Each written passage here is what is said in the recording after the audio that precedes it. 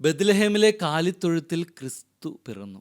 അതെ, ബെത്ലഹേമിലെ കാലിത്തൊഴുത്തിന് star of Bethlehem എന്നാണ് പറയുന്നത്. ബെത്ലഹേമിൻ്റെ നക്ഷത്രം, 14 കാലുകളുള്ളൊരു നക്ഷത്രം അവിടെ പതിപ്പിച്ചു വെച്ചിട്ടുണ്ട്.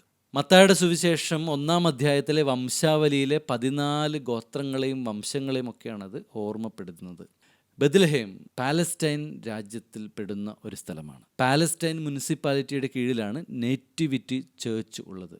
ബെത്ലഹേമിലെ കാലിത്തൊഴുത്തിന് മുകളിൽ പണിതിട്ടുള്ള പരമ്പരാഗതമായൊരു ദേവാലയമാണ് നേറ്റിവിറ്റി ചേർച്ച്. അത് ശുശ്രൂഷ ചെയ്യുന്നതും അത് സംരക്ഷിക്കുന്നതും ഗ്രീക്ക് ഓർത്തഡോക്സ് സഭയാണ്. ഇതിൻ്റെ കവാടം വളരെ ഇടുങ്ങിയതാണ്. കുനിഞ്ഞു മാത്രമേ ഇതിനകത്ത് പ്രവേശിക്കാൻ സാധിക്കുകയുള്ളൂ. ദൈവസന്നിധിയിലേക്ക് കുനിഞ്ഞ് എളിമയോടെ പ്രവേശിക്കുക എന്നൊരു അർത്ഥം അതിനുണ്ട്. പക്ഷേ ചരിത്രപരമായി അക്രമികൾ കുതിരപ്പുറത്ത് പെട്ടെന്ന് ഇതിനകത്ത് പ്രവേശിച്ച് ഈ ദേവാലയത്തെ ആക്രമിക്കാതിരിക്കാനാണ് ഇങ്ങനെയൊരു കവാടം അതിന് പണിതിരിക്കുന്നത്. നമ്മുടെ നാട്ടിലെ ആമേൻ സിനിമയൊക്കെ ഈ ദേവാലയത്തിൻ്റെ രീതിയിലാണ് അതിൽ ചിത്രീകരിച്ചിരിക്കുന്നത്. ബേത്ലഹേം എന്നാൽ അപ്പത്തിൻ്റെ നാട്. അതെ, അപ്പത്തിൻ്റെ നാട് തന്നെയാണ്. ജീവിതത്തിൽ ഏറ്റവും രുചിയുള്ള ഷവർമയൊക്കെ കഴിച്ചത് ഈ ബെത്ലഹേമിൽ വെച്ചായിരുന്നു. മറ്റു വിശേഷങ്ങളുമായി മറ്റൊരു വീഡിയോയിൽ കാണാം. Thank you.